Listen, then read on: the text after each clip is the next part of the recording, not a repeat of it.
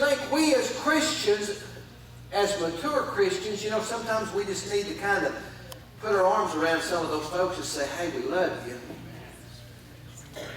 And we're going to kind of help you here just a little bit. We've got to do it with love and compassion around those people.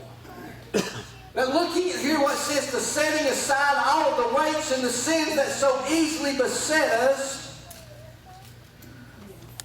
and let us run with patience the race that is set before us. I was talking to a fellow the other day, and he was telling me, he says, he was upset with a person. And he said,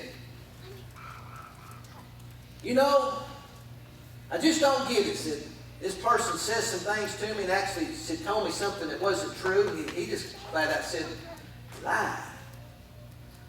And he said, one minute he'll be talking like that, the next minute he's talking all this church stuff to me. He said, that's the reason I don't go. And I said, well, wait just a second. I said, you don't allow something like that to drag you down.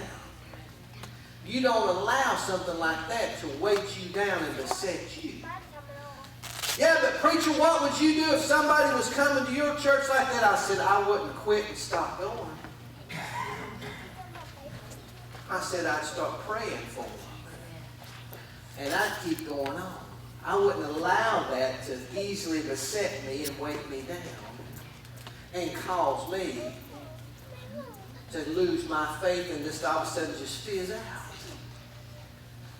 I told the story about the person one time told me, he said, I'd go over to church with you, but there's just too many hypocrites. And I said, there's room for more. He got real quiet after. Couldn't imagine why they didn't say nothing else. Sometimes the Lord just gives you them, It just, when you go and say, Lord, thank you. Did that come out that good like that? Because it just stuns them, But I began to talk to this boy. I said, listen, you can't allow things like that to happen.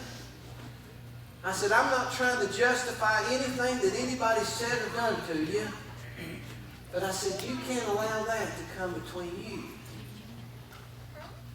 I had a lady one time that, I'm the kind of guy that, and like most people, most everybody, there's occasionally you run across somebody that's different than this.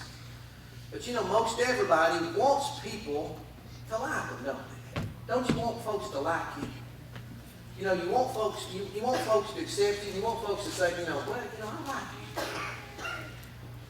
And when I first started preaching, I had a situation where let me clear this. I thought in my mind, okay, and the devil put these thoughts in my mind, that there was some people in the congregation that didn't like me.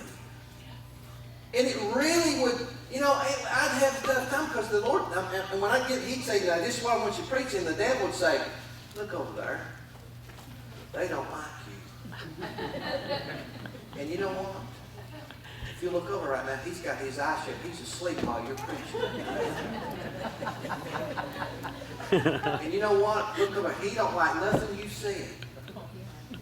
The devil be talking to me, right in the pulpit. Now, you think the devil don't come in and work in the house? He's one of the first ones through the door. He sure does.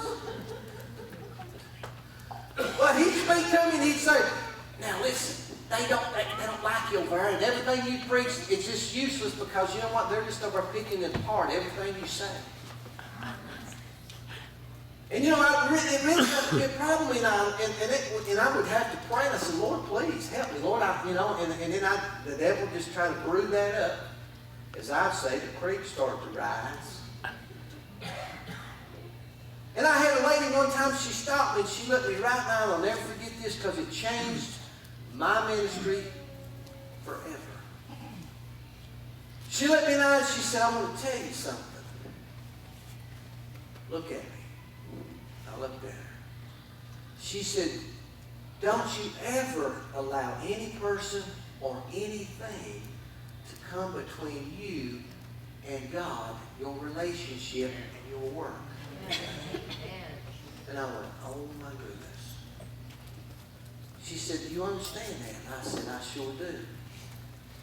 Don't you allow anything, any person to come between you and your relationship with God. And I tell you, from that point forward, I just preached on. I'd smile at them people. And come to find out, the devil's a liar. Yes. Because everything that he had told me and the things I had been told was an absolute lie. Absolutely was not the truth. And all that time the devil was trying his best to throw that and weigh me down and beset me and try to force me to lose my faith and my confidence. Just like he uses so many things with you. All kinds of things that go on in your life with your job, your neighbors, your family, all kinds of situations of things that you encounter that easily beset you and weigh you down, and you allow those things to brew up and eventually begin to defeat you. Those things that easily beset you, and let us run with patience the race that is set before us. Here's the key with running with patience. Because when you're patient, you're careful. Now, think about this. I've seen a few guys in my life that were just really good craftsmen at what they did. They didn't get in a hurry. They didn't rush things. Kenny Baird's one that back here. He's a painter. And he's kind of one of these guys that, I can walk in here and he could paint this whole building just the way it is right now, and there wouldn't be a speck of paint on nothing except maybe a little bit on that drop cloth and maybe a speck or two on his hands. On the other hand, if I had done it, somebody would have come in and said, you've changed the carpet. That's a new pattern, isn't it? I said, yes, I've intertwined shell paint with it. Because he's got patience and he knows and he's careful about what he's doing. And you don't believe me, just come watch him sometimes. It's just amazing to me. I said, Kenny, how will you do it? Oh, he just kind of blows it off like it ain't nothing. And it's amazing to me how he does that, how he can do all this, and not have it, and put a little old piece of plastic or a drop cloth and it'd be fine. Like I said, they would be, as my granny said, they'd be a gallon and a half after I got done. But with patience, being careful about the race that's before us. He'd walk in, he'd say, I got to get them doors, and I'll get that wall, and I'll get that trim up there, and I'll lay this down. And he just kind of got to plan that, lays it out, and then boom, it's done. And it's great. There's craftsmen that's that way. I've seen guys that do stuff with wood and just take their time and they'll just ease their way into it and all this stuff. And me, I'm like a bull in a china shop. Oh, I've ruined that piece. Start again. And a lot of us guys, I'll tell on us. Guys who get stuff and want to put it together don't read the instructions. Any you guys in here like that? Well, I'm not too.